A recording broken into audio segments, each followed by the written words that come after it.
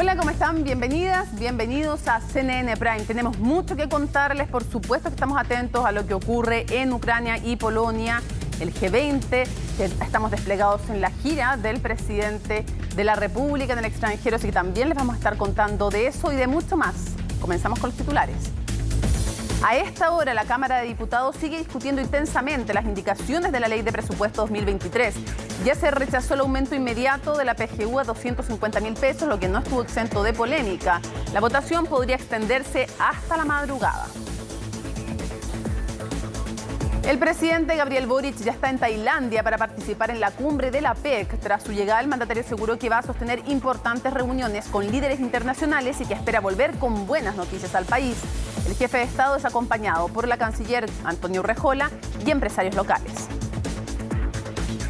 La Policía de Investigaciones realizó operativos simultáneos en Santiago, Quinta Normal y Valparaíso en el marco de una investigación por una serie de secuestros.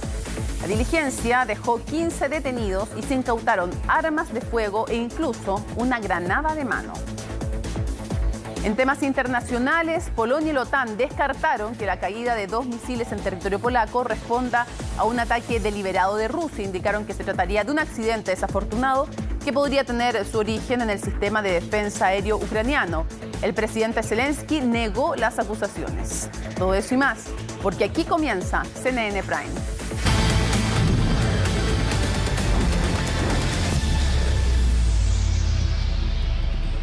Bueno, con amenazas de acusación constitucional incluso y de censura contra el presidente de la Cámara de Diputados y Diputadas, continuó hoy la votación del presupuesto en la Cámara Baja. Tenemos el contacto con Giselle Vergara, acusación constitucional en contra de la ministra del Trabajo. ¿Qué pasó, Giselle? Porque estás en medio de esta discusión que es súper importante y los ánimos están bastante caldeados, por decirlo menos.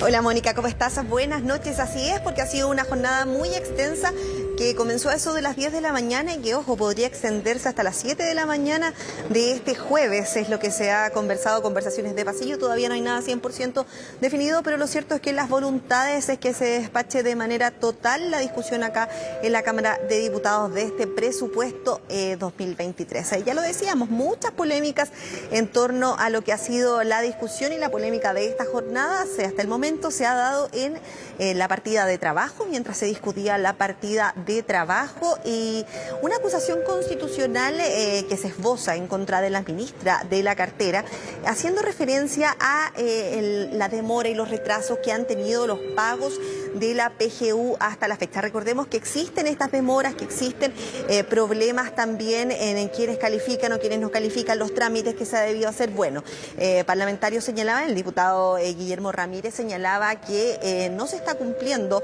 el rol de la ministra y que era candidata a ser acusada constitucionalmente por no estar cumpliendo su rol y tener un abandono de deberes, en este caso puntualmente con respecto a la PGU. Salió a su paso el ministro de Hacienda, Mario Marcel, señalando lo lamentable que es que se discute en este tono, que existan amenazas de acusaciones constitucionales, que se generen también expectativas, señalaba, en cuanto a los beneficios para los usuarios, y que esto tiene directa relación con las leyes que giran en torno a estos beneficios. Pero pasemos de inmediato a escuchar parte de lo que se conversó durante esta sesión, donde se estaba discutiendo la partida de trabajo y las declaraciones en torno a estos dichos de una posible acusación constitucional en contra de la ministra del Trabajo, Janet Jara.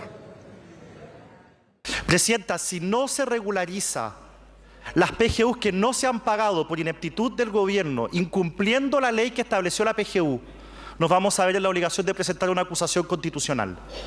Nosotros no queremos llegar a ese punto y por lo tanto le pedimos al gobierno que cumpla la ley y pague hoy las PGU que debería haber pagado en septiembre. No es un tema de voluntad, no es un tema de eficiencia, no es un tema de burocracia. Es un tema de qué es lo que se aprueba en las leyes de la República y las expectativas que se generan respecto de las coberturas de los beneficios. A partir de esto se nos amenaza con una acusación constitucional. Eso lo hemos escuchado de varios de los diputados que han hecho uso de la palabra. Por notable abandono de deberes, no aplicar la ley. Desgraciadamente, cuando las leyes quedan mal definidas, ocurren este tipo de situaciones.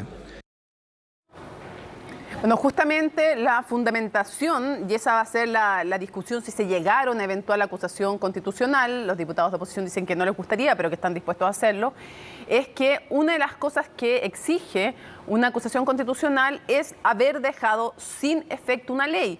Lo que sostienen los diputados de oposición es que aquello es lo que ha ocurrido. Lo que responden desde el gobierno es que la ley está mal hecha y que deben hacerse cargo los legisladores. Pero cuando ya se llega a este nivel de discusión en el presupuesto no es tan habitual. O sea, no hemos escuchado tan a menudo que en este contexto se hagan este tipo de acusaciones, pero aparte de aquello hubo otras tensiones también con el presidente recién electo de la Cámara de Diputados y Diputadas.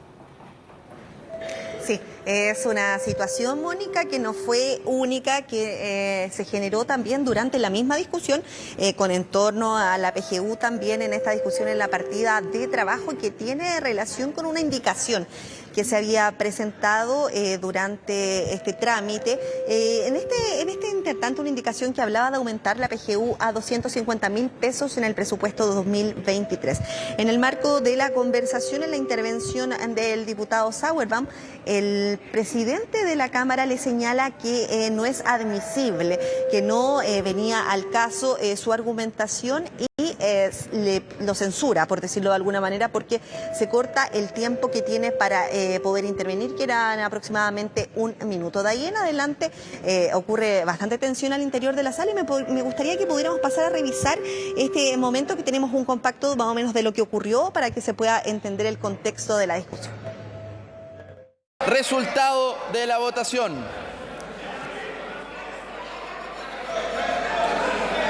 Por la afirmativa, 64 votos, 61 en contra y 4 abstenciones. ¿Rechazada? Rechazado. Rechazada la reclamación. ¿Cómo no? ¿Cómo no? Perdón. No, perdón. A ver, perdón. Silencio en la sala. Silencio en la sala. Silencio en la sala. Como en todas las votaciones.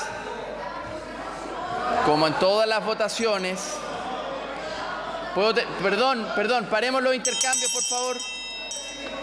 Diputado Alexis Sepúlveda, tome asiento, por favor. Diputado Sepúlveda, tome asiento. Ya. Como todas las votaciones, este presidente hizo un llamado de ¿han votado todas las señoras y señores diputados? ¿Cómo que no? Diputado, por favor, ¿puede guardar la calma? Les pido, por favor, que guarden la calma. Bien. Siguiente. La indicación número 7 de la partida número 15 se declara inadmisible en virtud de lo señalado en el artículo 65, inciso cuarto. Silencio en la sala. Silencio en la sala. Dado que establece o modifica las normas sobre la seguridad social o que indicia en ellas tanto el sector público como el sector privado. Les pido por favor, tomen asiento. Ya. Vamos a entrar a... Voy a aplicar el reglamento respecto de sanciones. Diputado Winter, diputado Castro, diputado Melo, les pido por favor que tomen asiento. Y yo pedía que viéramos el compacto de lo que había ocurrido al interior de la sala en medio de esta votación, de esta indicación, para que se entienda la explicación y las posteriores declaraciones de los parlamentarios, porque, como yo les contaba anteriormente, cuando el diputado Sauerbaum presentaba los argumentos a esta indicación de aumento de PGU a 250.000 pesos en el presupuesto 2023, se le dice por parte del presidente que no es admisible, se le censura a su argumentación y se apura la votación votación, como fue lo que denunciaron posteriormente a esta discusión. Con ello ocurren varias cosas. Por una parte, Mónica, entre los votos que necesitaban, no tuvieron todos los votos desde la oposición porque el diputado Juan Antonio Coloma votó en contra de esta indicación.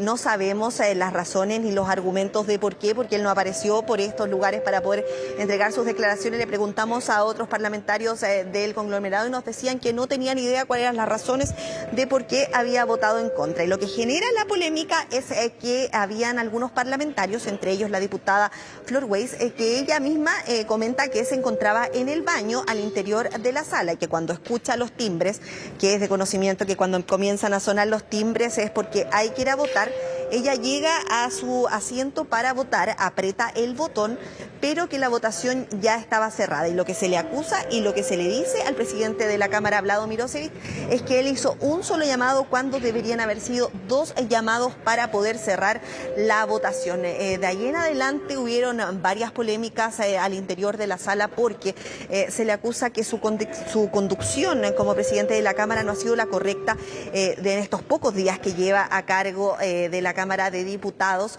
que el trato con los parlamentarios de oposición no es el mismo trato que tiene con los parlamentarios de oficialismo y que estas acciones como no cumplir con llamar más de una vez y que una votación haya quedado nula y por otra parte censurar a un parlamentario cuando está entregando una argumentación que a juicio de los otros representantes de los partidos si era válida, podrían llevarlo a una censura. Es lo que se ha escuchado también muy fuerte durante las últimas horas acá en el Congreso Nacional. Nosotros preguntábamos acá, los parlamentarios también nos señalaban que es posible que no existe una buena conducción a juicio de ellos, pero que en medio de una discusión de presupuesto no sería el momento para poder presentar esta censura y que esperaban que esta situación se revirtiera en las próximas horas porque sabemos que son largas horas las que quedan de trabajo acá en el Congreso Nacional. Pasemos a escuchar parte de las declaraciones que se dieron estas intervenciones en sala de parlamentarios que entregaron sus argumentos, parlamentarios de oposición que señalaron las razones que podrían tener para presentar una eventual censura en contra de Vlado Mirosevic, el presidente de la Cámara de Diputados. Nosotros consideramos acá que se produjeron 2 cosas irregulares. Y lo digo para que lo debatamos, no se repita, usted aclare que sí se puede hacer. Lo primero, cuando el diputado Frank Sauerbaum estaba hablando, usted consideró que él no estaba hablando acerca de la admisibilidad. Lo que estaba diciendo el diputado Frank Sauerbaum es que una indicación exactamente igual en el pasado se aprobó en esta Cámara y se hizo realidad. Pero usted tomó la decisión de censurarlo y cortarle el micrófono. Presidente, cuando se hizo la votación, usted podría haber aclarado que usted había seguido las reglas para cortar la votación, pero prefirió ignorar a esta parte que estaba reclamando. Nosotros no tenemos nada personal contra usted, pero creemos que ha tenido un mal manejo en la forma en la que ha conducido el debate. Un poquito de autocrítica, presidente. Este desorden no lo habíamos visto con los anteriores presidentes. Que en pocos días usted haya tenido tantos problemas en la conducción. Y eso, presidente, tiene que ver con la ecuanimidad. Cuando van diputados camino a votar y usted se apura en la votación, precisamente para generar un resultado, eso es lo que no habíamos visto, presidente, eso es lo que no habíamos visto antes. Además, presidente, nos causa preocupación que cuando el diputado Frank Sauerbaum, por su intermedio, estaba haciendo su alocución, estaba argumentando, el ministro de Hacienda gire su cabeza y usted, intimidado por el ministro de Hacienda, le corte la palabra al diputado Sauerbaum. Por su conducción, hoy día se pierde esa votación, presidente. Entonces le pedimos imparcialidad y respeto por todos los colegas, independientemente del color político, presidente, para que su estadía en la mesa sea permanente y no sea censurado en el corto plazo.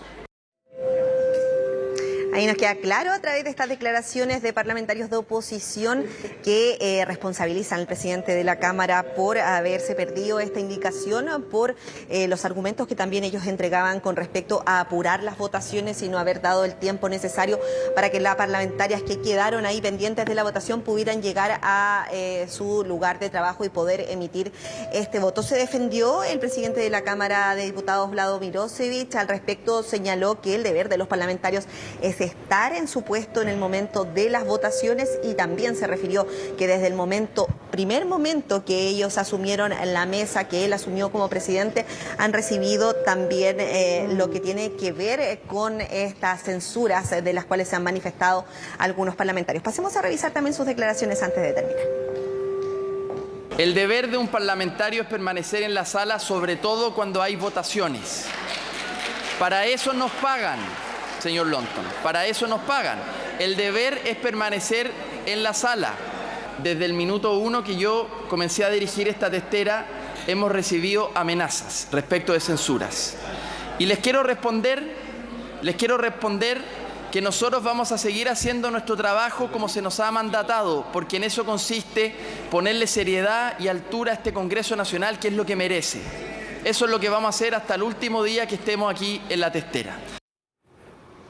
Ahora, respecto del fondo del tema de la PGU, hay un problema también ahí de las vías que se eligen, porque la oposición vio una indicación en la ley de presupuesto, quiere aumentar la PGU a 250.000 pesos de manera inmediata para siempre, porque no es por un año. Y la ley de presupuesto rige los gastos por un año, que es lo que le explicaban o lo que argumentaba el ministro Marcel, que esta no sería la vía para aumentar de manera permanente y no algo que es una partida por año, que las indicaciones tienen que ver para gastos anuales y no para el incremento de algo de manera permanente. Por otro lado, ha dicho el gobierno que para lograr ese incremento de la PGU en el contexto de una reforma tributaria y en el contexto de una reforma previsional, requiere los fondos permanentes para tener una PGU de 250.000 pesos, requiere la aprobación también de la reforma tributaria, si no, no hay fondos. Entonces, esa es también la discusión que hay respecto de ¿se puede o no aumentar vía ley de presupuesto de manera permanente vía un instrumento que es anual? Exactamente, esa también ha sido parte de la conversación, parte de la discusión y parte de las preguntas que realizamos durante esta jornada. Lo cierto que argumentaban que era posible solicitar a través de esta indicación el aumento de este monto de la PGU a 250.000 pesos a partir del mes de febrero, pero lo cierto es que estos fondos es necesario tenerlos de manera permanente, y esto, como lo explicaban desde el gobierno, solo se puede ejecutar una vez aprobada esta reforma tributaria, que como sabemos todavía está en trámite acá en el Congreso Nacional, y que restan algunas semanas para que recién pueda ingresar a sus trámites a sala. Son temas que generan confusión, pero también sabemos que son parte del manejo político, de cómo manejar este tipo de situaciones, importantes que tienen que ver con el presupuesto del gobierno, y son parte de las cosas que ocurren cada año cuando se votan los presupuestos. Pero por cierto, como decían los parlamentarios, es la primera vez que han visto tantas intervenciones de manera compleja, tanta discusión y ánimos caldeados, como decías tú, en esta discusión que tiene para harto rato Mónica acá, y como te decía yo, no sabemos si va a terminar durante esta jornada, van a continuar mañana o van a terminar hasta total despacho, que podría ser hasta las 7 u 8 de la mañana, considerando que hay muchos parlamentarios que argumentaban y que pedían que esto terminara durante la madrugada porque tenían sus pasajes para poder viajar a sus distritos. Así que nosotros en un ratito más vamos a saber si pasamos la noche en el Congreso o no. Sí, pues, ahora preocupa el tono. Muchísimas gracias, Giselle. Ojalá estuviéramos discutiendo el fondo del tema del presupuesto y no de estas discusiones. Muchísimas gracias, Giselle. Y nos vamos de inmediato a Países Bajos, nos vamos a Rotterdam, porque mañana a las 5:30 de la mañana, hora chilena, evidentemente, más tarde, a las 9:30, si no me equivoco, en Europa va a comenzar la audiencia de extradición de la exalcaldesa Antofagasta, Karen Rojo, y tenemos los detalles, ahí lo ven en pantalla con nuestro corresponsal en Países Bajos, Francisco Moreno. Francisco, ¿cómo estás? Hola Mónica, muy buenas noches. Acá en una fría, diríamos madrugada en Países Bajos, ya es invierno en Europa con bajísimas temperaturas también. En estas horas que son también cruciales para la exalcaldesa Karen Rojo, quien recordemos ha sido condenada a estos 5 años y un día de cárcel y quien posteriormente se fugó de nuestro país hace algunos meses y finalmente fue detenida en el mes de julio durante este mismo año. Ha sido una larga historia en este, diríamos, en este transcurso del tiempo en que Karen Rojo de alguna manera se mantuvo oculta de las autoridades chilenas, prófuga de la justicia chilena, para nada menos que solicitar asilo político en los Países Bajos. Fue encontrada en un centro de refugiados en una ciudad en el norte de Países Bajos. Recordemos cuando ella misma había solicitado este asilo político, un asilo político que está siendo también revisado y que va a ser una de las determinantes de lo que vaya a suceder durante la jornada de mañana. ¿Qué es lo que se ha previsto? Es que hay 2 posibles escenarios y según también lo corroboraba la propia equivalente al Ministerio Público chileno acá en Países Bajos, es que existen estos 2 escenarios respecto de lo que podría suceder con Karen Rojo durante la jornada de este día jueves, cuando a las 9:30 de la mañana se dé inicio a esta audiencia de extradición. El primer escenario es que finalmente la audiencia, el tribunal acoja finalmente esta decisión de extradición por parte de nuestro país y no solicite mayor información o mayores antecedentes respecto de esto y posteriormente se fije una fecha para finalmente conocer este fallo. Sin embargo, como ya hemos indicado, existe esta solicitud de asilo y va a depender de esto. Una información que por cierto se ha llevado en extrema confidencialidad respecto de si esta solicitud de asilo ha sido o no resuelta, pues bien ese va a ser el principal indicador respecto de la decisión que puedan tomar los tribunales durante la jornada, porque de ser así, de que no exista todavía una resolución respecto a esta petición, es que los tribunales tendrán que esperar un tiempo más y solicitar mayor información a las respectivas partes. El Estado chileno representado también, como decíamos, en este equivalente de la justicia o de la Fiscalía de Países Bajos, que va a estar representando los intereses de nuestro país respecto de Karen Rojo. Pero la Fiscalía de nuestro país, sin embargo, durante esta jornada dio a conocer estos escenarios y también dando cuenta de cómo se va a desarrollar durante la jornada de este jueves esta audiencia esperada también para esta revisión de solicitud de extradición por parte del Estado chileno sobre la exalcaldesa condenada, recordemos, a estos 5 años y un día por delito de fraude al fisco. Escuchemos. Ante los tribunales de Países Bajos se realizará este jueves 17 a las 9:30 horas de Países Bajos y 5:30 de Chile y a puertas cerradas la audiencia de extradición de la exalcaldesa Karen Rojo Venegas, condenada por el Tribunal Oral en lo Penal de Antofagasta por el delito de fraude al fisco a una pena de 5 años y un día. El primer escenario posible es que la audiencia se declare admisible el pedido del Estado de Chile y se dicte un fallo en torno a 20 días más. El segundo escenario es que se soliciten por parte de los tribunales de dicho país nuevos antecedentes para fallar la petición de extradición activa. Es bueno también recordar, Francisco, por qué también se condenó, porque no es que sea alguien que está en proceso, tiene una condena de 5 años y un día por el delito de fraude al fisco. Ocurrió entre el 2015 y 2016 cuando estaba a cargo el municipio en el norte del país y ella contrata a una agencia para una asesoría política que hace pasar por otra cosa, pero según la sentencia de la justicia chilena es para la campaña a reelección por 24 millones de pesos que pagó con fondos del municipio. No es algo menor, es un tema de corrupción por el que se la persigue penalmente, no se la persigue políticamente. Y por tanto, claro, ella dice que pide refugio, dice que es una perseguida política, pero la verdad es que aquí hay un tema de corrupción. La sentencia y la persecución, con todas las garantías que tuvo para realizar este juicio, vamos a ver qué argumentos ella presenta para decir que la justicia chilena la estaba persiguiendo políticamente.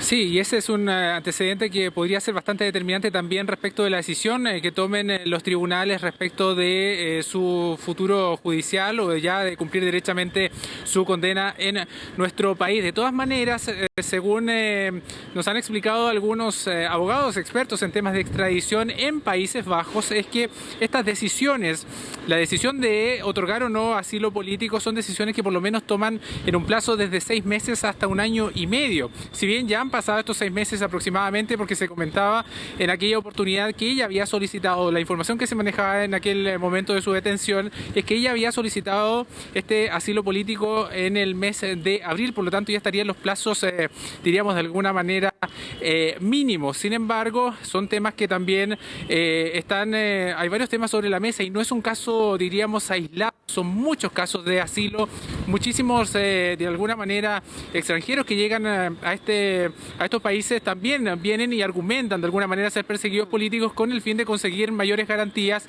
conseguir finalmente una residencia y que finalmente no sean extraditados. Esa es la situación particularmente de Karen Rojo. Ahora bien, recordemos cuál es o en qué contexto ella fue detenida. Fue detenida en un centro de refugiados donde llegan personas que efectivamente necesitan un auxilio y que de alguna manera el lugar que ella ocupó era un lugar que perfectamente pudo haber tenido una familia que, o si bien huía de un conflicto que realmente, un conflicto político, de una guerra, sin embargo, ella estaba utilizando este espacio que se le fue otorgado tras su llegada a Países Bajos hasta que fue naturalmente detenida. Ella se ha mantenido, según se ha dicho, privada de libertad durante todo este tiempo. Recordemos, inicialmente se había indicado por parte de la Fiscalía de Países Bajos que este sería un proceso mucho más acotado de esta audiencia en sí. Sin embargo, ha tomado todos estos meses para realizarse y que finalmente el día de mañana a las 9:30 de la mañana en horario local o diríamos en algunas horas más, en 5:30 de la mañana en horario chileno, se va a realizar esta audiencia entonces de extradición que va de alguna manera a definir cuál es el futuro. Naturalmente, lo que se anticiparía por el lado de Karen Rojo es que quiera ganar más tiempo, que se presenten nuevos argumentos y esta solicitud, si es que no ha sido resuelta todavía, podría también ser determinante los tiempos que se manejen. En caso contrario, si todo esto ya está resuelto, el tribunal fijaría esta audiencia en un plazo de 15 a 20 días más aproximadamente para tener ya un fallo respecto de su futuro. Sí, y me acabas de acordar de algo, Francisco. Ya vemos a Ivo Goich, vamos a ir de inmediato con él, lo vemos en pantalla. Es que tenemos un despliegue aquí en CNN Chile, estamos alrededor de todo el mundo, en Países Bajos, digo por acá, en Países Bajos, en Tailandia. Excelente. Pero ni les digo, estamos en Valparaíso, en todos lados. No, lo que te iba a decir es que no creo que suene muy bien y no creo que se reciba muy bien tampoco cuando se explique que esta condena que tiene, que es por un tema de corrupción, son 21 millones de pesos ocupados en una campaña personal. Sí. Y a uno se le olvida, pero ¿de dónde vienen esos 21 millones de pesos? Eran para subvenciones escolares y de salud municipal. Hablando, me acordé a raíz de que tú decías, hablando de ocupar recursos que deben ser empleados en otra cosa y en personas que los necesitan realmente. Así que, bueno, aunque no lo hubieran necesitado, sí, no se puede ocupar plata pública de una cosa para otra. Eso es justamente hacer un fraude, ¿no? Justamente, sí. Sí, y en eso yo, digamos, desde lo que hemos visto en experiencias previas, la justicia de los países europeos es bastante estricta en esos términos, sí, cuando se trata particularmente de hechos de corrupción. Este es un hecho que además está condenado y que por lo tanto ya es una carta a favor de las aspiraciones chilenas para poder llevar a Karen Rojo de vuelta a nuestro país a cumplir esta condena. Sin embargo, el tema del asilo finalmente lo que va a pesar. ¿Qué tan determinante va a ser su testimonio, su relato respecto a esta supuesta persecución política? Pues bien, eso es un tema que va a ser de análisis y que mañana, una cosa importante, Mónica, se va a conocer. Ahora bien, un detalle importante ya al finalizar es que no va a ser posible ver a Karen Rojo, pues ella ha solicitado, acogiéndose a uno de los, diríamos, a uno de los artículos de la ley de extradiciones, es que ha solicitado que no sea ella vista por la prensa y por lo tanto se va a realizar una audiencia a puertas cerradas. Esta solicitud ha sido acogida por parte del tribunal como parte de las garantías que solicitó Karen Rojo y finalmente, por lo tanto, la prensa tendrá que estar o tendremos que estar fuera de la sala de audiencia sin poder ver, ¿verdad?, a Karen Rojo condenada, decíamos, por estos delitos de fraude al fisco. Una prueba más de que tanto aquí como allá ha tenido todas las garantías del caso y obviamente que juega a favor de su extradición. Juega a favor de su extradición el hecho de que con todas las imperfecciones y todas las críticas que se puede hacer, Chile no es una dictadura, no estamos hablando de un lugar donde a ella no se le haya respetado las garantías judiciales por más que ella pueda discrepar del fallo. Francisco Moreno, muchísimas gracias. Estamos en contacto. Buenas noches. Un abrazo. Bueno, y tras su llegada a Tailandia, el presidente Gabriel Boric va a encabezar una serie de actividades en el marco de su participación en la cumbre de la APEC. Está nuestro enviado especial, ahí lo vemos, Ivo Goit, quien se encuentra en Bangkok. Antes de comenzar con lo político, ¿qué temperatura hay más o menos allá, Ivo? ¿Cómo te va, Mónica? Muy buenos días para mí, muy buenas noches para todos ustedes en Santiago de Chile, bueno, en todo el país. Acá son las 7 de la mañana con 1 minuto, tenemos 10 horas de diferencia y te cuento inmediatamente, Mónica, que en estos momentos, a esta hora, 26 grados. Ahora 26 grados, pero te cuento que estos 26 grados no han parado desde las 11 de la noche del día de ayer para nosotros y te cuento que la humedad es del 92%, así que verdaderamente estamos en un horno acá en Bangkok junto a César Sepúlveda. Sí, es que hay que estar a la altura, venimos a la APEC, por supuesto hay que estar a la altura, por supuesto, de lo que es esta cumbre donde va a estar el presidente de la República, Gabriel Boric, su primera APEC, así que nosotros hacemos el sacrificio y aguantamos, por supuesto, esta temperatura y esta humedad, que es lo que nos tiene más complicados. Más que la temperatura es la humedad, 92% de humedad.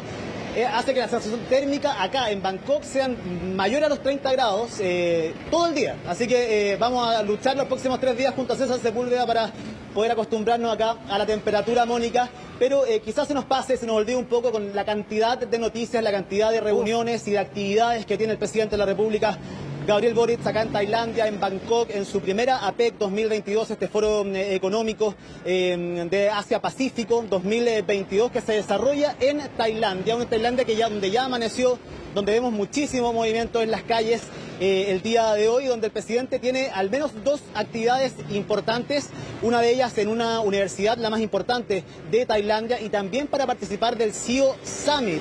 El presidente participó en el CEO Summit en Los Ángeles de California en el mes de junio y eso es muy importante porque lo que busca el presidente como objetivos principales, Mónica, acá al menos en esta APEC, tiene que ver, uno, con generar lazos comerciales con los mismos países, con los socios comerciales de la APEC, que es cerca de una veintena de países, pero a la vez también poder atraer inversión a nuestro país, teniendo en cuenta el difícil y complejo escenario económico que vamos a atravesar el próximo año, con una inflación muy alta y a la vez también con una inminente recesión que no solamente va a afectar a nuestro país, sino que va a afectar prácticamente al mundo entero. Es por eso que generar lazos de confianza, atraer inversión a nuestro país, retener la inversión que ya existe, que ese es un tema del cual no se habla, pero hay mucha inversión que existe en nuestro país y que las autoridades lo que están haciendo es tratar de seguir cautivando a estos inversores para que continúen invirtiendo con las potencialidades que tiene Chile y mostrarlas en cada uno de los foros internacionales es parte de la tarea que trae el presidente de la República, Gabriel Boric, quien lo acompaña, la ministra de Relaciones Exteriores, Antonio Urrejola, y también el subsecretario de Relaciones Internacionales, José Miguel Ahumada. Ojo con los últimos 2 personajes, la ministra y el subsecretario, porque también, Mónica, con un ojo puesto en la APEC y con lo que pueda pasar en las distintas reuniones que va a tener el presidente, hay otro ojo que está puesto en el TPP. No son pocos los países que son parte de la APEC que también son miembros depositarios o suscriben el acuerdo del TPP-11, uno que el gobierno prometió depositar a fin de año, luego de la aprobación en el Senado de nuestro país, pero del cual acá van a haber reuniones importantísimas para ver si es que la estrategia del gobierno de aunar voluntades para sumarse a estas side letters y también a los métodos de resolución de conflictos propuestos por el Ejecutivo van a tener apoyo finalmente. Va a ser clave acá en la APEC. De hecho, hace algunos días ya está el subsecretario Ahumada. El presidente llegó en el avión de la Fuerza Aérea junto a la ministra de Relaciones Exteriores, Antonia Urrejola. Lo hizo ayer cerca de las 8:30 de la tarde acá en Bangkok, 10:30 de la mañana en Chile, al aeropuerto, al terminal 2, al terminal segundo militar del aeropuerto internacional de Bangkok. Ahí fue recibido con honores por las autoridades también de Tailandia, que están recibiendo a todos los mandatarios y representantes de los distintos estados que llegan hasta Tailandia para ser parte de la APEC y sus distintas actividades satélites que hay a lo largo de estos 3 días, dura hasta el 19 de noviembre. Y pudimos mostrarles en vivo y en directo a través de las pantallas de CNN Chile las primeras palabras del presidente de la República, Gabriel Boric. ¿Qué fue lo que dijo? En resumen, que espera que después de estos 3 días de intensas negociaciones pueda llegar a Chile con muy buenas noticias. Escuchemos las palabras del mandatario, Mónica, y seguimos conversando acerca de las actividades que va a tener durante estos 3 días en Tailandia. Vamos a tener importantes reuniones bilaterales con importantes líderes mundiales, vamos a profundizar nuestra integración comercial, pero también nuestra integración cultural a un mundo que está cambiando de manera muy vertiginosa y por lo tanto estos encuentros son tremendamente importantes. Les vamos a ir contando más detalles de nuestra agenda. Estamos además con nuestra canciller y con representantes del mundo empresarial de Chile y, por cierto, con la Cancillería de nuestra embajada acá. El viernes se reúne con Xi Jinping el presidente Gabriel Boric y ahí va a venir, es de esperar que para el 2023 lo invitarán a China, y aquí tiene 2 lados este tema. Por un lado está el tema económico, nuestro principal socio comercial. Por otro lado está el tema de las violaciones a los derechos humanos en un país, me hago cargo yo en mis afirmaciones, que es una dictadura, un régimen autoritario, y por lo tanto recordar lo que pasó cuando fue el expresidente Sebastián Piñera y dijo que cada pueblo tenía el gobierno que decidía. Difícil decir eso en una dictadura. ¿Cómo se va a manejar en estos temas? Recuerdo las palabras del entonces candidato Gabriel Boric, ahora presidente Gabriel Boric, en un foro que hicimos aquí en CNN Chile con Chilevisión, y él decía, no, perdón, fue en el Danatel, y hablando de China, él condenó la violación a los derechos humanos. No es tema fácil de llevar con el gigante asiático.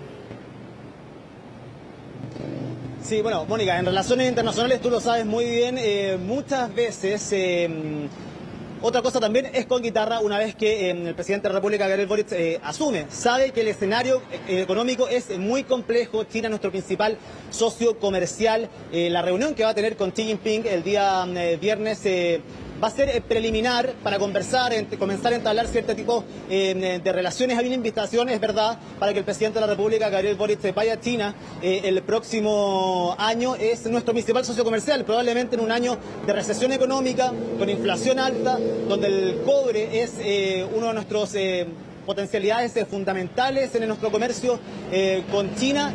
Existan buenas relaciones, y muchas veces las relaciones internacionales, pese a las diferencias que puedan haber ideológicas, muchas veces también en opiniones, muchas veces se deja de lado también al momento de poder establecer criterios y también necesidades que tiene cada uno de los países. Vamos a ver finalmente qué sale de la reunión acá en la PEC.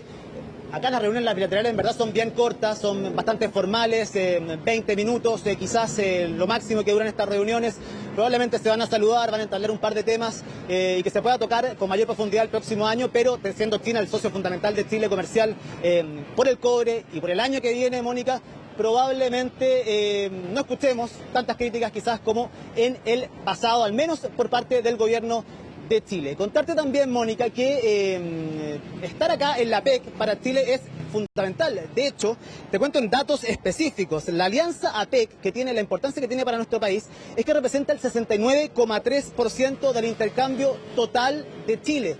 Eso, si lo ponemos en cifras, en dólares, en millones de dólares, equivale a 129.000 millones de dólares. Esa es la importancia que tiene que el presidente de la República, Gabriel Boric, que nuestro país se haga presente en la PEC, ver qué acuerdos se pueden alcanzar, qué compromisos se pueden alcanzar para el futuro, qué clase de relaciones también comerciales, culturales, sociales se pueden alcanzar con los países que componen, esta veintena de países que componen la PEC. Así que va a ser fundamental, importantísimo lo que se pueda desarrollar acá. Yo te contaba, el presidente va a participar de un CEO Summit el día de hoy. Eso también tiene que ver con la agenda del gobierno de poder mostrar las potencialidades de Chile a los empresarios para que puedan invertir en nuestro país, pero también va a hablar en una universidad ante académicos, autoridades, también alumnos de una universidad, la más importante acá de Tailandia, tal como lo hizo en Colombia cuando estuvimos, cuando el presidente fue a Nueva York para el Consejo de Naciones Unidas. Es hoy día, y ojo que hay dos bilaterales muy importantes, una con el primer ministro de Japón y otra con el primer ministro, Mónica, de Canadá. Y para el viernes, entonces, con el presidente de China, Xi Jinping. O sea, está intensa la agenda, importantísimo, se cumplen 20 años, además de esa otra PEC en que el presidente era el exmandatario Ricardo Lagos en Los Cabos, México, donde se comenzaban ya a configurar la permanencia de los países que hoy día ya configuran plenamente la PEC. Va a ser tema del TPP, como tú decías, va a ser tema de los derechos humanos. También ahí el manejo diplomático con un Japón que ha tenido tensiones con China, que se disputan un área de influencia en el Indo-Pacífico, así es que la diplomacia, y también vamos a ver cómo se manejan esos temas que han dicho que son prioritarios para la conducción de la política exterior chilena, como son los derechos humanos, Ivo. Seguimos muy atentos entonces al desarrollo y la gira del presidente. Quedamos muy atentos, Mónica, que estén muy bien, muy buenas noches. Buenas noches. Vamos a seguir avanzando en materias informativas para contarles que al menos 15 personas fueron detenidas por la Policía de Investigaciones en el marco de una causa que se lleva a cabo por secuestros ocurridos en la región metropolitana. Todos los detenidos son extranjeros y van a enfrentar la justicia este jueves, es decir, mañana. El informe es de Belén Saldías.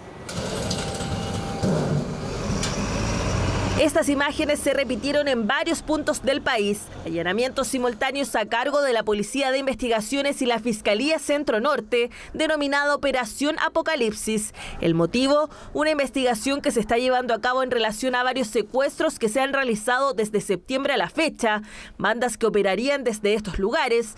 En total fueron 8 allanamientos realizados en Santiago y uno en la región de Valparaíso, que terminaron con al menos 15 detenidos. Ha arrojado distintos resultados exitosos, por lo demás, entre la incautación de armas de fuego y gran cantidad de detenidos. Esta es una banda criminal que está siendo investigada por la PDI, por eso este operativo del día de hoy, que fue desarrollado con distintas brigadas especializadas de la región metropolitana, con un trabajo en conjunto, donde vamos a dilucidar la responsabilidad de cada uno de estos sujetos en los secuestros investigados y además de otros delitos. En específico serían 5 los secuestros que están siendo investigados por la Brigada de Investigaciones Policiales Especiales de la Policía de Investigaciones. El más conocido ocurrió el pasado 30 de septiembre, cuando un grupo de desconocidos llegó hasta un local ubicado en Estación Central. En ese lugar amenazaron a los trabajadores, les quitaron sus teléfonos y posteriormente secuestraron al dueño, un ciudadano chino. Alrededor de 7 sujetos desconocidos, mediante el uso de armas de fuego, irrumpen en una de las bodegas de esta víctima, donde bajo la intimidación lo suben a un vehículo y lo trasladan por distintas calles de Santiago hasta un lugar de cautiverio, donde permanece por alrededor de 4 horas, hasta ser liberado producto de la negociación realizada por el detective de esta VIP. Tras los allanamientos simultáneos, además de los detenidos, se incautaron diversas especies, entre ellas armas de fuego y también una granada de mano activa, lo que generó la alerta de los vecinos del sector. Me parece terrible, pero que lo hayan encontrado me parece súper bien. Eso es catastrófico, eso es, o sea, algo que de verdad que es un peligro para todos. Tener que ver este tipo de gente que ha llegado, eso lo encuentro inaceptable, de verdad. Allanamiento y detención de parte de esta banda delictiva asociada a secuestros extorsivos violentos, según señalaron desde la PDI. Los detenidos se enfrentarán a la justicia durante este jueves, jornada donde se entregarán más detalles relacionados a la investigación. Desde el gobierno criticaron el rechazo al presupuesto de seguridad en la Cámara de Diputados. La vicepresidenta de la República, Carolina Toá, afirmó que tras la votación, comillas, las bandas de crimen organizado celebraron. Todos los detalles con Francisca Cárdenas. Queremos poner los recursos y las acciones donde ponemos las palabras. Un anhelo de la moneda que encontró su primer obstáculo en el Congreso. Este martes el presupuesto presentado por el Ejecutivo en materia de seguridad fue rechazado en la Cámara de Diputados, donde fueron clave los votos de Chile Vamos. Una propuesta que tenía como objetivo incrementar los recursos para seguridad y modificar cómo estos se utilizan. Para eso se estimaban ingresos y gastos por más de 2.7 billones de pesos y una variación total de 4,1% respecto de 2022. Si va a enfrentar la delincuencia, entonces ponga los recursos que correspondan, porque si no, se va a encontrar con una oposición que no va a tener temor alguno en rechazarle la partida de seguridad. No anteponer condiciones, están cometiendo un profundo error. Los problemas de delincuencia, narcotráfico y crimen organizado no son un problema que amenace solamente al gobierno del presidente Boric, es un problema que pone en riesgo la democracia. Nos sirve construir un presupuesto partisano y necesitamos una unión transversal para poder enfrentar los temas de fondo de manera transversal. Y allí yo lo que le pido a la derecha es que en definitiva entendamos que la discusión del presupuesto es mirando el país que queremos construir el próximo año. Presupuesto que contemplaba además recursos para la Subsecretaría del Interior y el Plan Nacional contra el Crimen Organizado, con una cifra de 345.561 millones de pesos y otros 26.199 millones para el plan de restitución del parque vehicular de Carabineros. Desde La Moneda la indignación se hizo notar, ya que consideran que este es uno de los presupuestos más profundos en esta materia en comparación con otras gestiones. Cuesta comprender que se rechace el presupuesto más robusto que se ha presentado en mucho tiempo en materia de seguridad. Con la seguridad no se juega. Y nos parece además que no es el camino. Especialmente si a uno le interesa la seguridad, no parece que lo de ayer haya sido, digamos, un paso en esa dirección. Yo me imagino que ayer en la noche las bandas de crimen organizado estaban celebrando. Pese al incremento en recursos para el combate contra la delincuencia, las críticas apuntan al presupuesto destinado a Carabineros. Este considera más de 1.2 billones de pesos, aumento de un 2%, con 92.890 millones para la formación y el perfeccionamiento policial, baja 0,3%, y en el caso de la PDI, una suma de 455.386 millones, variación de 0,8%. El crimen organizado está celebrando que el gobierno aún no haya entregado su propuesta para enfrentarlos. El crimen organizado hoy día actúa en impunidad porque este gobierno no ha sido capaz de poner mano dura en enfrentarlo. La ministra del Interior no tiene la suficiente información y hace esas declaraciones que me parecen destempladas. Explicamos con bastante claridad. Esperamos un aumento mucho más robusto en los recursos a Carabineros de Chile, a la Policía de Investigaciones. Pese a este revés, el gobierno espera aprobar estos fondos en el Senado, donde esperan un escenario distinto al de la Cámara. Nosotros trabajamos muy duramente con la Dirección de Presupuestos, con todos los ministerios. Creo que desgraciadamente hay momentos en los cuales la política o la dinámica confrontacional dentro de lo que es el proceso legislativo termina dominando. Ya hemos tenido este tropiezo, pero confiamos en que no pase más allá de esto. Pese a que el presupuesto fue rechazado, sí se aprobaron 4 indicaciones presentadas por la oposición, entre ellas un reajuste salarial a Carabineros, recursos para arriendo de viviendas para el personal de la policía uniformada y la adquisición de tecnología para la búsqueda de personas, materias en las que La Moneda hará reserva de constitucionalidad. Bueno, y comenzó la preparación del juicio oral en contra del excomandante en jefe del Ejército, Juan Miguel Fuentealba, y su esposa, Anita Pinochet, por el delito de lavado de activos. El Ministerio Público solicitó 15 años de cárcel para el general en retiro y 10 años para su cónyuge, en el marco de la investigación por el fraude en el Ejército y puntualmente por la arista de gastos reservados. Según el ente persecutor, la pareja habría realizado una serie de gestiones de inversiones, además de carácter lucrativo, utilizando la compra de acciones, inmuebles, viajes, entre otros, para blanquear el dinero proveniente de la institución.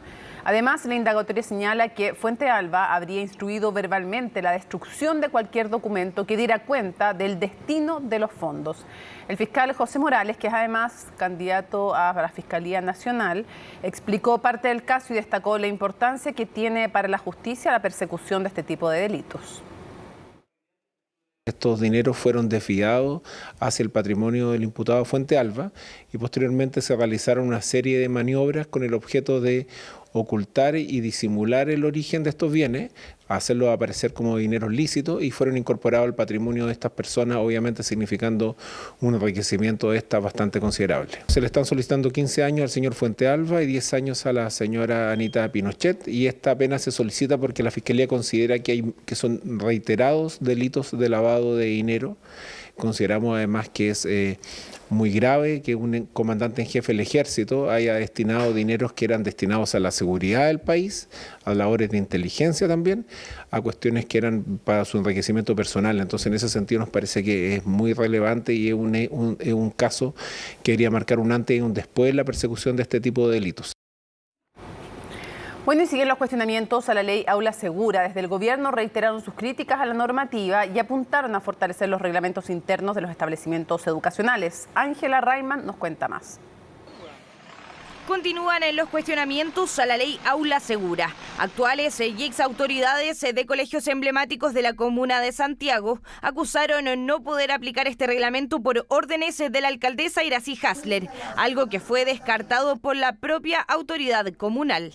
Primero, yo quiero descartar que no se esté utilizando normativa vigente que está a disposición de los directores y directoras de los establecimientos, que tendrán que ver en cada caso si es que fuera necesario abreviar procesos, porque la verdad es que los reglamentos internos de convivencia escolar permiten abordar los procesos disciplinarios necesarios para apartar a estudiantes que estuvieran afectando gravemente la convivencia escolar. La alcaldesa agregó que hasta el momento y por reglamentos internos de cada establecimiento se han aplicado cerca de 570 procesos disciplinarios, donde más de 150 han tenido consecuencias. La más grave de ellas, la expulsión. Si es que son miembros de la comunidad educativa, porque hay personas que eran miembros de la comunidad educativa, pero también hay personas que son adultos, que no tienen nada que ver con las comunidades educativas y que podrían estar manipulando a jóvenes, adolescentes para la comisión de delito. Y eso es tremendamente grave y debe ser abordado en la justicia. Nosotros este año hemos presentado 8 querellas que han sido todas declaradas admisibles y están en manos del Ministerio Público. Estas querellas abarcan distintos temas como incendio en lugar habitado, homicidio frustrado, amenazas, asociación ilícita, y todas ellas en este momento están en estado de investigación, radicadas en la Fiscalía Centro Norte y en el 7º Juzgado de Garantía de Santiago. El subsecretario de Interior sostuvo una reunión con rectores de colegios emblemáticos de la región metropolitana, en la que la autoridad habría solicitado la cooperación de los funcionarios en materia de investigación en los procesos de violencia en los establecimientos, algo que no habría sido bien recibido por la comunidad académica. Es un problema complejo. Si fuera simple ya estaría resuelto. No apareció ayer. El tema no es la atención de una reunión. Las reuniones... Somos personas adultas, tenemos opiniones distintas, las debatimos para ponernos de acuerdo. Lo que importa es que tengamos la capacidad de ponernos de acuerdo en medidas eficaces para que no hayan delitos. Por lo menos en la reunión que yo estuve vi disposición a colaborar. Por su parte, desde el gobierno también fueron críticos con la ley Aula Segura. La normativa fue cuestionada desde el Ejecutivo, mientras que desde el Mineduc respaldaron el fortalecimiento de las herramientas internas de cada establecimiento. Sinceramente creemos que ese instrumento nació de una manera, en un contexto, y quedó marcado de una forma que no lo hace eficaz y hace pensar que no es la mejor manera de enfrentar este tema. Tenemos que buscar otros instrumentos que nazcan validados, legitimados por las comunidades y que nos ayuden a que las comunidades aíslen a estos grupos. Fortalecer los reglamentos internos de convivencia escolar, difundir acciones preventivas, ¿no es cierto? Y fundamentalmente sobre la base del diálogo, establecer cuáles son los lineamientos respecto de cuándo se pueden implementar o no acciones que son mucho más definidas y graves. Con el reglamento interno de convivencia escolar, usted puede llegar hasta la sanción más grave, que significa la cancelación de matrícula y la expulsión. Un debate que también llegó al Congreso. Desde la oposición insisten en sus críticas a la alcaldesa de Santiago, mientras que en el oficialismo apuntan al rol de los directores de los establecimientos públicos. La alcaldesa Iracy Hasler instruyó a los directores a no aplicarla. Entonces, cuando los directores no las aplican, lo hacen por temor a ser removidos de sus puestos de trabajo. Aquí hay una responsabilidad por parte de la alcaldesa de Santiago, por una parte, y por parte del Ejecutivo, del gobierno del presidente Boric, que no ha puesto todos los recursos para enfrentar la violencia que se vive en los liceos emblemáticos. O sea, si hay represalias o hay denuncias respecto a persecuciones, lo que corresponde en un Estado de Derecho es que los directores o directoras realicen una denuncia contra la alcaldesa. Pero lo que no corresponde, en mi opinión, es que los directores o directoras se desliguen de sus responsabilidades, se laven las manos como Poncio Pilato a la hora de aplicar una ley de la República. De ser cierto la denuncia de que la alcaldesa Iracy Hasler ordenó no aplicar la ley Aula Segura, si es que esto constituiría un notable abandono de deberes.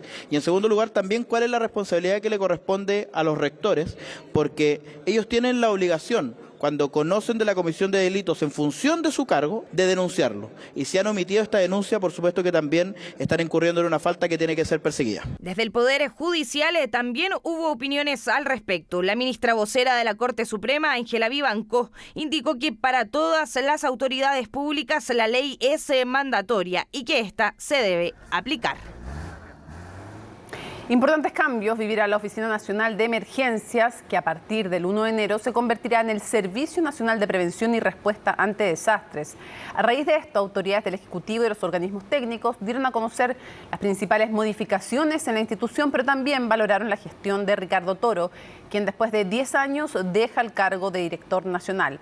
Los detalles con Macarena Román.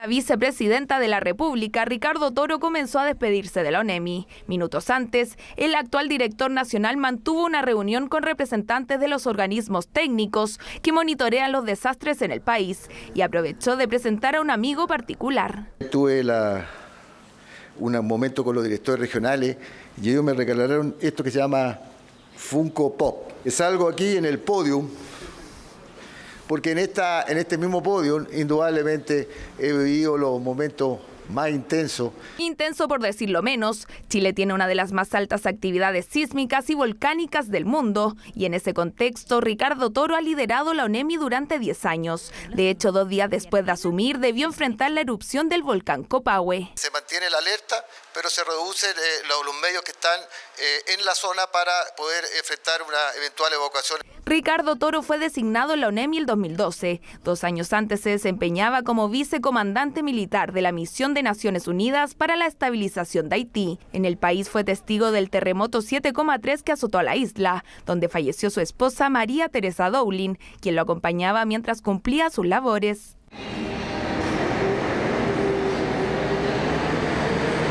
Creo que hemos perdido una gran mujer y seguro que descansa en paz.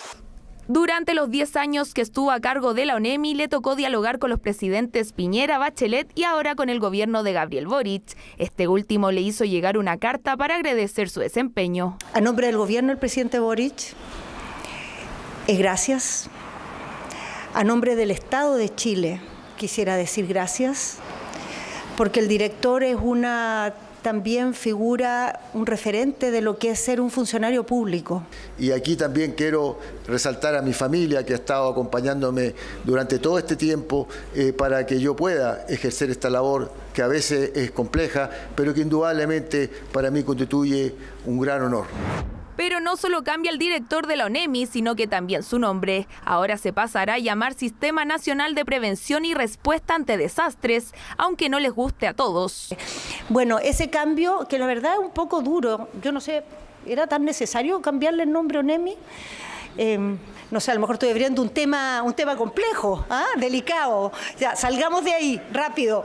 El organismo, al igual que la ONEMI, será el coordinador de las otras entidades que previenen desastres en Chile y tendrá un carácter vinculante para la toma de decisiones. Además, se le traspasará mayores atribuciones para planificar, dirigir y supervisar el riesgo de catástrofes. Tiene una vinculación bien clara en la preparación y en eso claramente tenemos nuevas funciones, nuevas tareas, nuevas responsabilidades, pero también una misión muy importante en la ciudadanía que tiene implicancia en el aumento de presupuesto para el año 2023. De hecho, el nuevo servicio será potenciado con 60 nuevos funcionarios en regiones y a nivel central.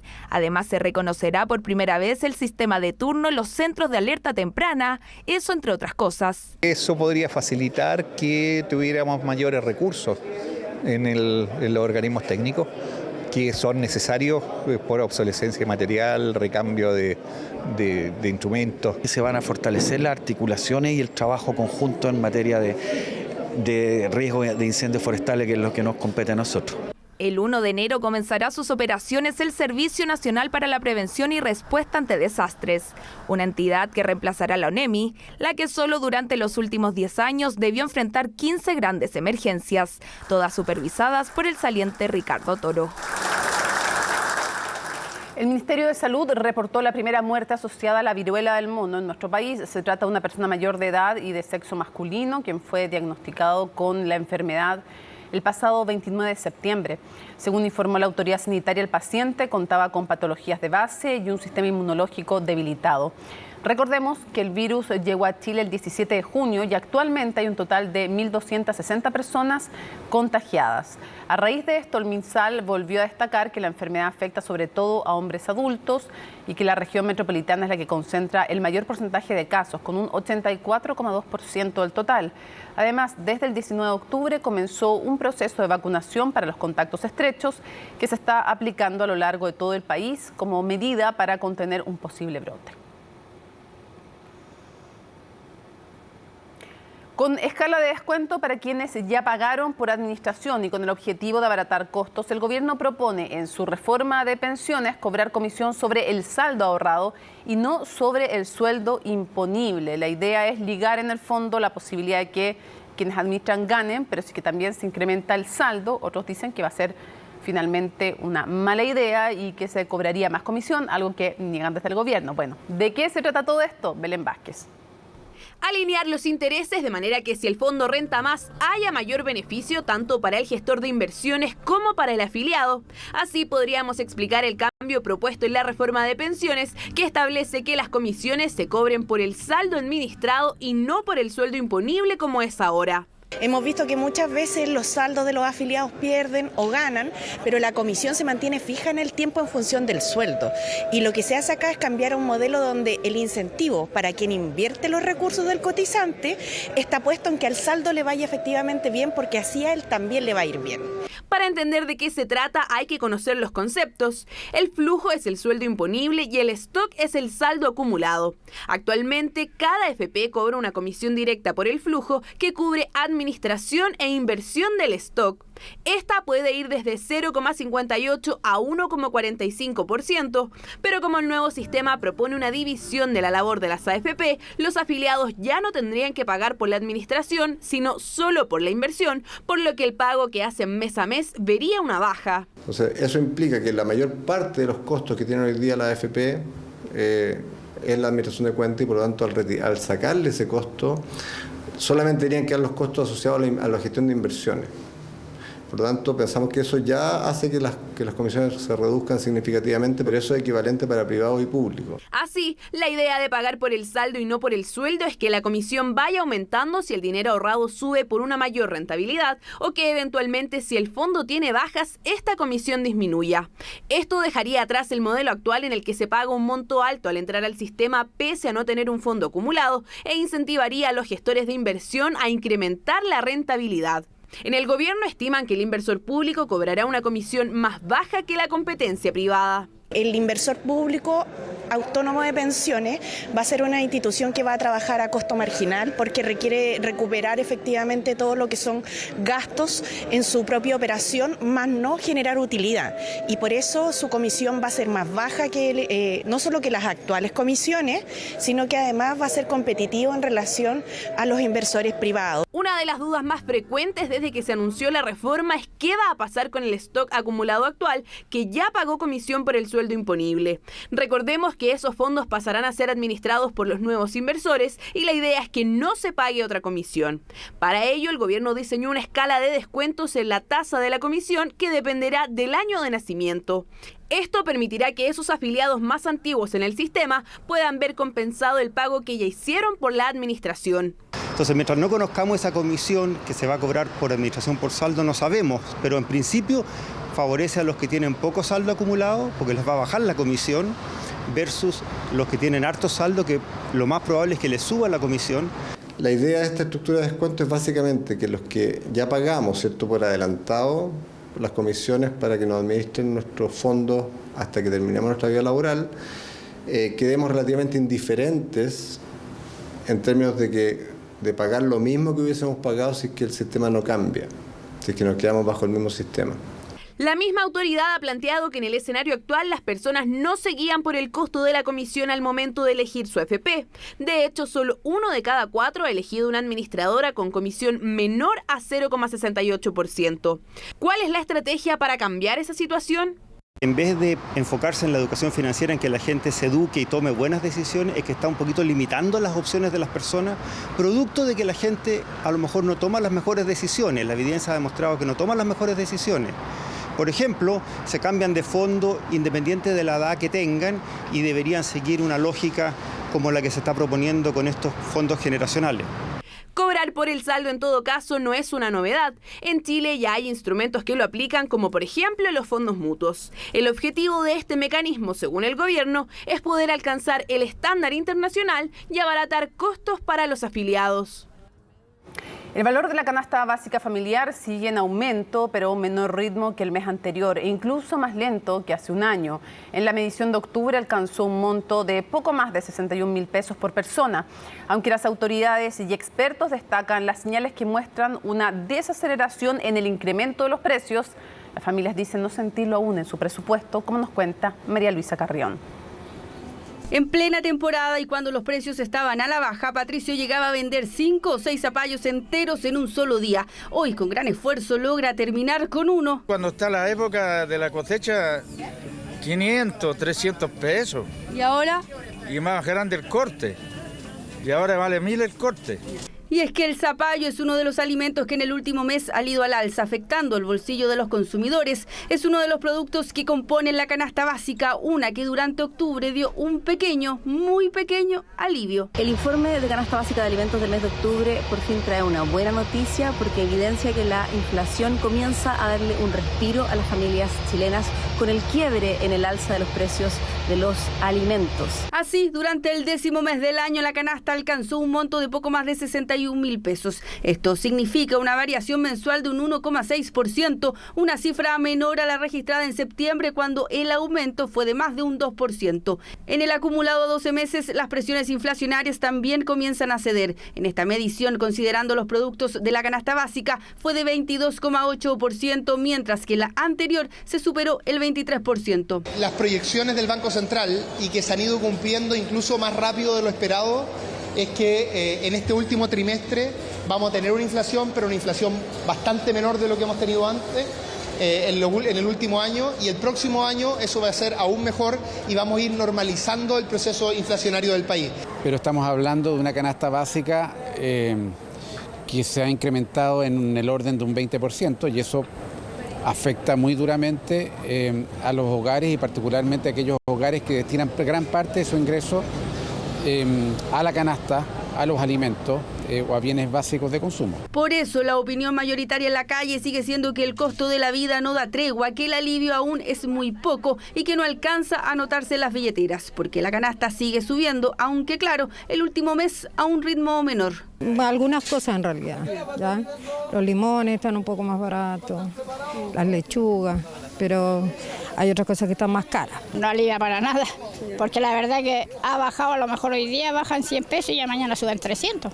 Es como lo mismo. El plátano está carísimo, no se puede, imagínense 2.000 pesos el kilo. Igual seguimos corto, porque de hecho mi mamá tiene una pensión baja, yo tengo una pensión baja, y si las cosas están caras, uno normalmente le da preferencia a los alimentos y las cuentas, la luz, el agua, y no queda para más. En octubre el 70% de los alimentos que componen la canasta básica subieron de precio, 55 de los 79, entre ellos una de las que destaca es la zanahoria. La zanahoria tuvo una variación mensual de 15% y en el acumulado de los últimos 12 meses ya supera el 53%. El plátano también registró alzas por sobre el 10%. La manzana también hizo lo propio y el zapallo aumentó un 6,7% su valor, y entre octubre del año pasado y este mes escaló poco más de 19%. Este es el mes que sube el zapallo en esta temporada. Las ventas no están muy buenas y son ellos los que reciben las quejas de los consumidores, las mismas que escuchan quienes venden plátanos. Esta semana ayer empezamos ya con la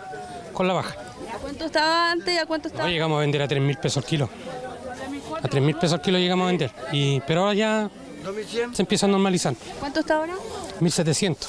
Esperan que el plátano baje un poco, pero no mucho, y en las próximas semanas, dicen ellos, lo que están día a día en las ferias puede llegar quizás a los 1.400 pesos el kilo. Al otro lado de la moneda, la lechuga, por ejemplo, tuvo una baja de más de un 4%, aunque en los últimos 12 meses ha subido de precio. La palta y la avena también destacan entre los alimentos que han ido cediendo. La costina llegó a estar a 1.500, a 1.000, ahora está a 800, 700 pesos. Esto lo comíamos ayer, 3.400, hoy día 3.200, algo bajó. Algo, pero muy poco para que se note. ¿Qué podría pasar en los próximos meses con el valor de la canasta básica? Siguiendo la tendencia de la política monetaria contractiva que está aplicando la autoridad, es de esperar que el precio siga descendiendo con una variación anual acumulada que debería situarse en los próximos meses, por lo menos a terminar a diciembre, aproximadamente en torno al 21%. Precio de los alimentos que suben, pero por primera vez a un ritmo un poco más lento. Eso sí, no al que quisieran las familias, que han visto cómo mes a mes no hay un alivio significativo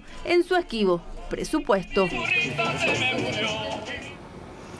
Bueno, seguimos contándoles que en la recta final del acuerdo por un nuevo proceso constituyente, los partidos se entramparon en la definición del mecanismo. Las coaliciones de gobierno aún no zanjan una propuesta y por el momento insistirán en un órgano 100% electo, como nos cuenta Paul Follert.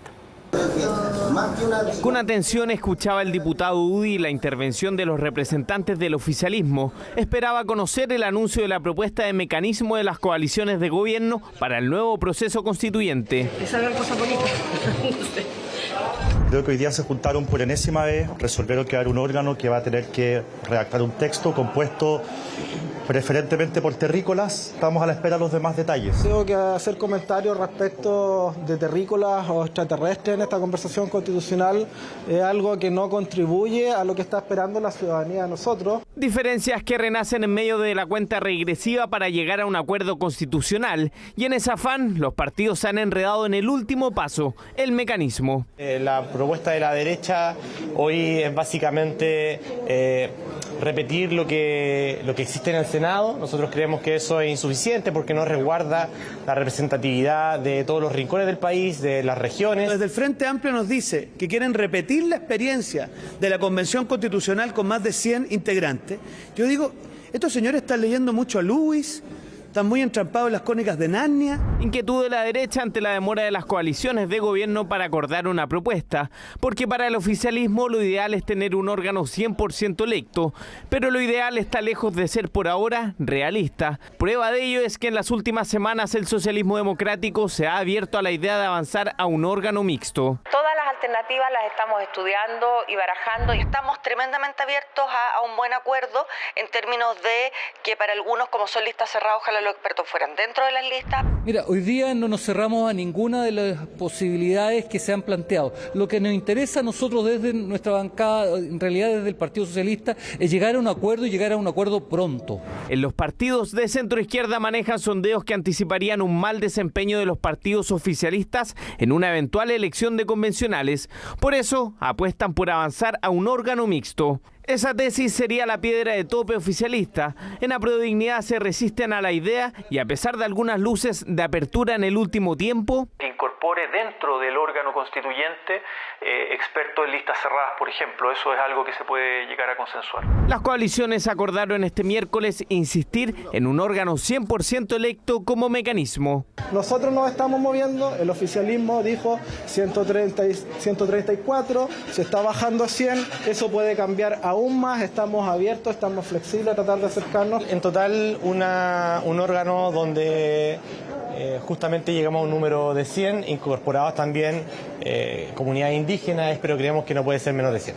Y aunque pasa cerca, el gobierno se mantiene lejos de las conversaciones por ahora, mientras la derecha no quieren innovar en un sistema electoral y se mantienen en la idea de un órgano de 50 integrantes elegidos con las reglas del Senado. Así que hay que chicotear los caracoles. Pese a estas diferencias, los más optimistas anticipan que este fin de semana podría cerrarse el acuerdo.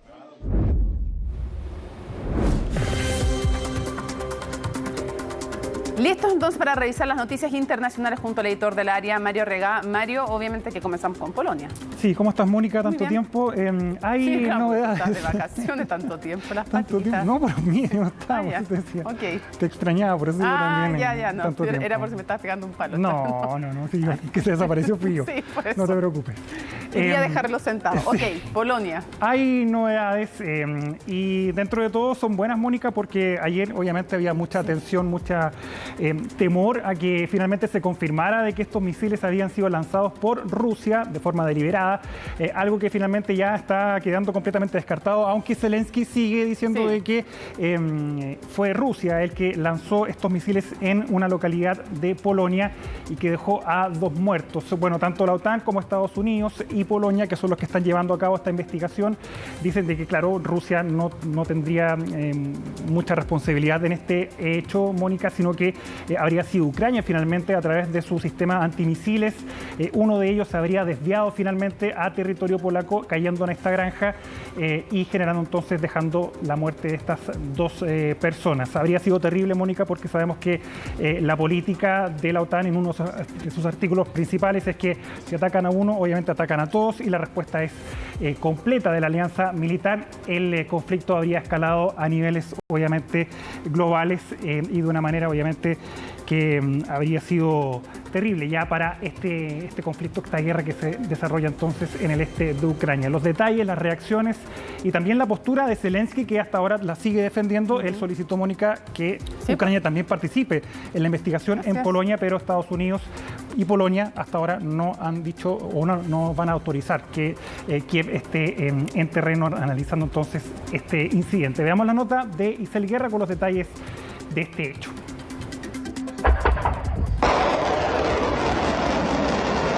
Habría sido un misil disparado por este sistema de defensa aéreo de Ucrania, lo que gatilló las horas de mayor incertidumbre internacional desde que comenzó la guerra de Vladimir Putin. Vi la columna de humo y escuché la explosión.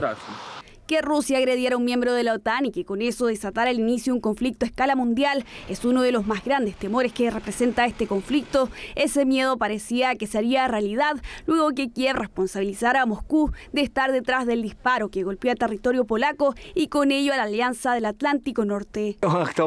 ¿Quién no tendría miedo? Todo el mundo tiene miedo, porque somos los más cercanos. Pero la incertidumbre que reinó por horas comenzó a diluirse este miércoles, luego que Polonia y la OTAN descartaran preliminarmente que fue un ataque deliberado del Kremlin. La defensa antimisiles ucraniana disparó muchos misiles para neutralizar este ataque ruso. Desafortunadamente, es muy probable que uno de los cohetes disparados haya caído en nuestro territorio. Pero Zelensky insiste que se trata de un misil ruso, aunque sin entregar pruebas. Reticente a reconocer su eventual responsabilidad, Ucrania solicitó acceso inmediato al sitio para investigar, pero para esto, tanto Polonia como Estados Unidos tienen que estar de acuerdo. No tengo ninguna duda de que no fue nuestro misil ni nuestro ataque con misiles. Deberíamos ser parte de grupos de investigación conjuntos, ¿no? Especialmente si se habla de que nosotros somos los culpables. Debido a que habría sido un error de Ucrania y no un ataque del Kremlin, Polonia decidió que no era necesario convocar a los miembros de la OTAN, como dicta el artículo 4 de la Carta. Desde un comienzo, el gobierno ruso negó su responsabilidad y ante las apresuradas acusaciones convocó al embajador polaco en Moscú para dar explicaciones. Las afirmaciones que alegan que misiles rusos cayeron sobre territorio polaco son una provocación deliberada destinada a escalar la situación.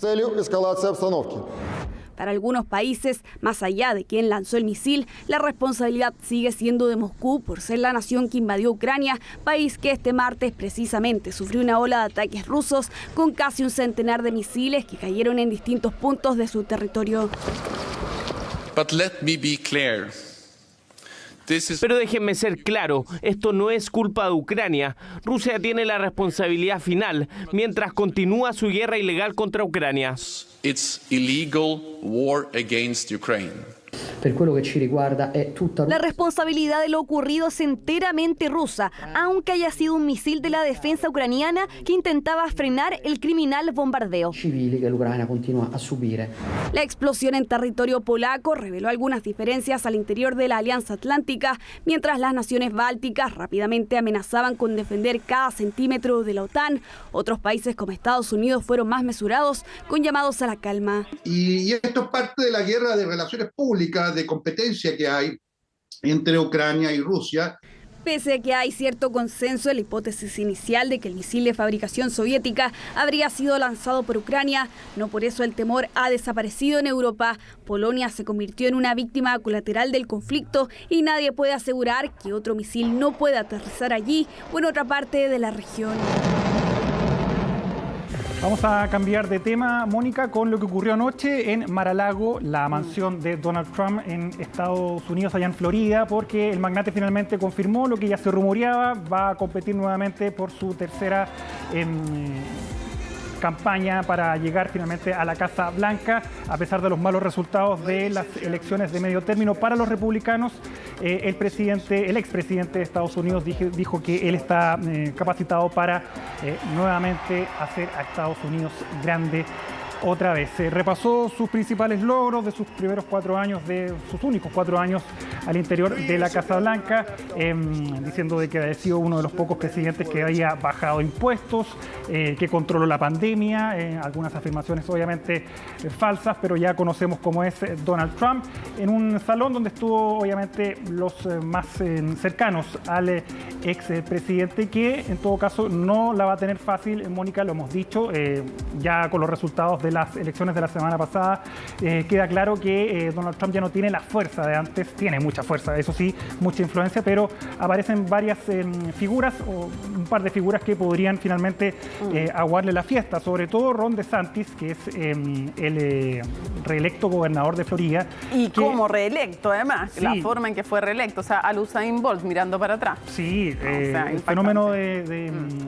DeSantis está creciendo harto en el Partido Republicano y sobre todo llamando la atención de los donantes, Mónica, que es muy importante en esta carrera que recién comienza ya en Estados Unidos. Las personas que ponen la plata para las campañas, según varios medios estadounidenses, se están fijando más en Ron DeSantis, y también los mismos políticos del Partido Republicano, los gobernadores que salieron electos, han dicho de que ya es momento de mirar a otro liderazgo al interior del Partido Republicano. Porque lo que pasa también cuando llega Trump, estaba leyendo hoy día el Washington Post, decía, claro, cuando llega Trump al poder, dice, se van a aburrir de ganar conmigo, se lo van a ganar todo, ¿verdad? Ganó la presidencia, que era algo que nadie pensaba que podía hacer, pero su elección de medio término, en su caso, fue mala para el Partido Republicano, perdieron el control. Y después las siguientes tampoco han sido buenas en gobernadores, y las siguientes tampoco han sido buenas. Las de ahora deberían haber arrasado y no arrasaron. Entonces, algunos republicanos dicen, yo estoy aburrido de perder, no de ganar, digamos, con Donald Trump. Aunque él lo presenta de otra forma, vi la presentación, hay que decir que nuestra cadena no la transmitió en vivo, junto con otras 2 cadenas más, importantísimas en Estados Unidos, no lo dieron en vivo, no dieron espacio que también dijera mentira, porque dijo una cantidad de mentiras impresionante en el discurso, pero había en Fox News. Había, de hecho, un diario que se hizo viral hoy día, sí, que abajo colocó hombre anuncia candidatura para el 2024. Sí. Obviamente sí, un palo para Donald Trump. Sí, un poquito mucho, porque igual es un expresidente, pero en fin, pero la cosa es que vi el discurso, me puse el gorro de nuestra cadena madre de Fox News. No, pero era en el salón de baile de su mansión. Sí. Y hablaba, paraba, comentaba, esperaba los aplausos, 12 banderas norteamericanas como hace él normalmente y todo. Bueno, pegándole palos en el fondo, evidentemente, a Biden, hablando lo importante que era, de lo triunfador, y básicamente que había sido un desastre estos años de Biden y que iba a estar de vuelta. Ya no es que Make America Great Again, sino que la América esté de vuelta de nuevo. Sí. Glorificar a Estados Unidos. Muy nacionalista, muy duro, y además con unas cifras que no se corresponden con la realidad. Decía, es verdad, en un momento tuvo buenas cifras económicas, pero decía la mayor expansión y crecimiento de la historia de Estados Unidos. O la pandemia. Dijo, el mejor manejo de la pandemia del mundo. O sea, uno puede tener derecho a sus propias opiniones, pero no a sus propios datos. Claro. Los datos no respaldan. O el mejor control migratorio, a propósito del muro también. Claro, y dijo que había terminado el muro. Sí. Dijo, con este muro que construí, que estaba completo, El muro no está completo, ni de cerca. Para nada. Vamos a escuchar el anuncio, la parte más importante, cuando finalmente confirma la candidatura Donald Trump, la precandidatura, porque tiene que haber un proceso todavía al interior del Partido Republicano. Escuchemos lo que dijo entonces Trump anoche en Mar-a-Lago. Para que Estados Unidos vuelva a ser grande y glorioso, esta noche anuncio mi candidatura a la presidencia de los Estados Unidos. Me aseguraré de que Joe Biden no reciba 4 años más en 2020. Nuestro país no podría soportar eso. Ahora, la estrategia, hace muchos debates, yo estaba leyendo también en los medios, si es que es buena o no para Trump tan anticipadamente llevar adelante, anunciar su candidatura, y sobre todo después de que le fue tan, o no tan mal, sino no como esperaba. De hecho, hace poquito se confirmó que los republicanos alcanzaron los 218 escaños, pero no es la mayoría que esperaban en la Cámara de Representantes, la Cámara Baja. El Senado ya lo perdieron, independiente de lo que pase en Georgia. Así que no sé si la estrategia de Trump es buena o mala, porque quedan 2 años que son muy largos y con varios procesos que está enfrentando todavía Donald Trump. Así que vamos a ver si tiene un par de ventajas. Una es, en el fondo, poder decir yo voy a ser candidato y me están persiguiendo políticamente en lo judicial. Puede decir aquello. Como blindarse. Claro, no judicialmente, sino que políticamente, y lo otro, intentar inhibir otros competidores. Hay que hacer varias estoy tratando lecturas. de buscar como también la estrategia y reunir fondos. Sí, porque claro, puede que la elite y todo el Partido Republicano empiece a mirar hacia otro lado o parte de ella, pero si logra movilizar en el fondo a las bases del Partido Republicano, también puede ser una señal hacia otros. Sí, bueno, vamos a ver si le resulta o no la estrategia a Donald Trump. Vamos a noticias de nuestra región. Mónica, muchos se preguntan dónde está Jair Bolsonaro. No ha aparecido desde el 2 de noviembre, cuando llamó a sus simpatizantes a dejar los bloqueos de las carreteras. Desde entonces no ha aparecido y mucho se ha especulado. Ayer leía unas columnas en Brasil que decían que tenía depresión postelectoral por obviamente esta derrota que sufrió frente a Lula da Silva, que a todo esto se ha paseado en la comunidad internacional. Hoy día lo veía en la COP27. Brasil está de vuelta diciendo y generando también varias alianzas importantes para el cuidado del medio ambiente, específicamente lo que tiene que ver con la Amazonía. Bueno, hoy día hay novedades respecto a la situación de Jair Bolsonaro. Fue el vicepresidente Hamilton Mourão que señaló o dio algunas pistas de por qué Jair Bolsonaro está recluido en el Palacio de Alvorada en Brasilia. Él tiene una erisipela, que es una enfermedad cutánea que le ha producido una herida en la pierna. ¿Cómo se llama? Erisipela. Y eso le ha impedido entonces, dijo Mourão textual, no puede usar pantalones, dice, porque es una herida muy grave, según Mourão, muy dolorosa, y por eso hoy día, por ejemplo, tenía que entregarse las cartas de aceptación de los embajadores de Argentina y España. No estuvo presente Bolsonaro, y ahí fue entonces cuando Mourão dijo que él está haciendo reposo porque no puede venir con bermudas, dijo, no puede venir con short a este tipo de actividades. Tiene un punto, digamos.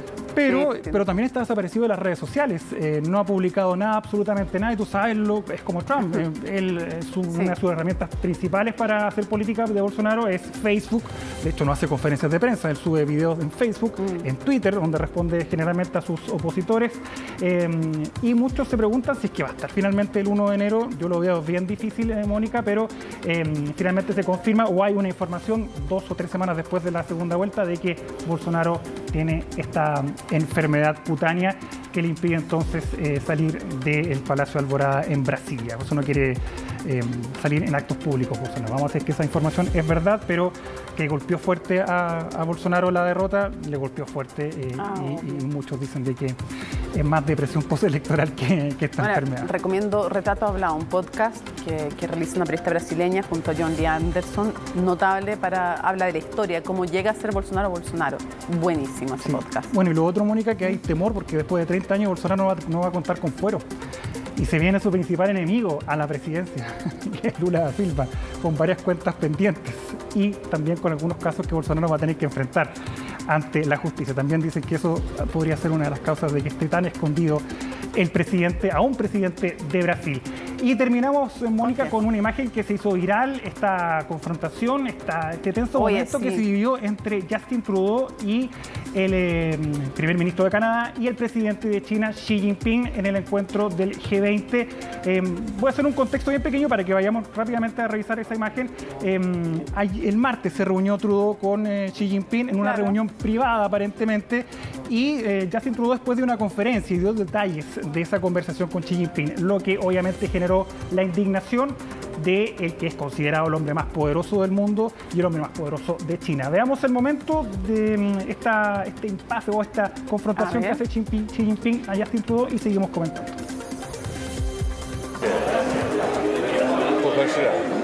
Everything we discuss is then leaked to the paper. That's not appropriate. And that's not how the way the conversation was conducted.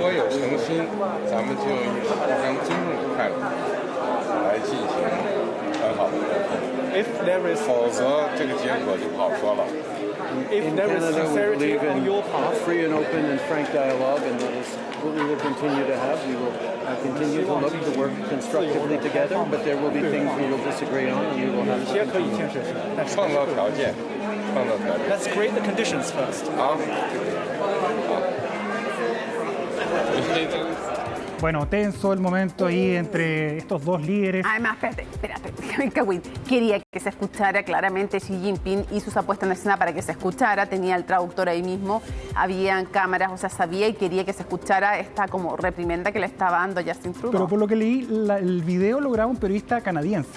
Eso, por lo menos lo que leí. Está bien, pero si es la única secuencia que hay. Pero si tú quieres hacer la piola. Sí, claramente fue una apuesta. Te lo llevas a un lado y le dices más piola. Aquí se lo estás diciendo a un tono de voz que, o sea, si no había ese periodista, podría haber habido otro. No lo querías hacer discretamente. Claro. No, yo encuentro que no. Quería tirar la oreja. Básicamente, Mónica, es que Trudeau dijo de que, o ha denunciado hace unas semanas, de que hay injerencia china en los asuntos, en la democracia de Canadá, las instituciones de Canadá. Hay elecciones prontamente en Canadá y también ha habido ahí una injerencia por parte de China. Y por eso le molestó. Además que esta pelea no se reunían desde 2019. Recuerda cuando se detuvo a la heredera de Huawei. Sí, pues.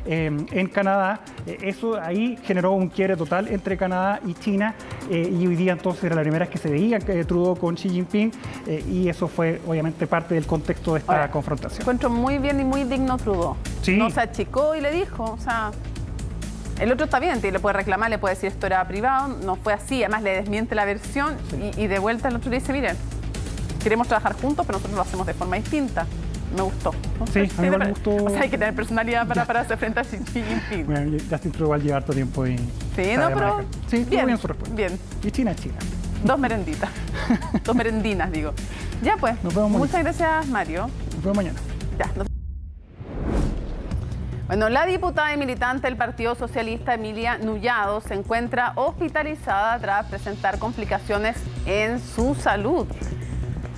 A través de un comunicado informaron la situación de la parlamentaria, quien se encuentra internada desde el 14 de noviembre en la clínica Ciudad del Mar. Tras una serie de estudios fue detectado un macroadenoma hipofisiario, que se trata de un tumor benigno. Tras la urgencia deberá ser intervenida quirúrgicamente en el centro de salud en una fecha por confirmar.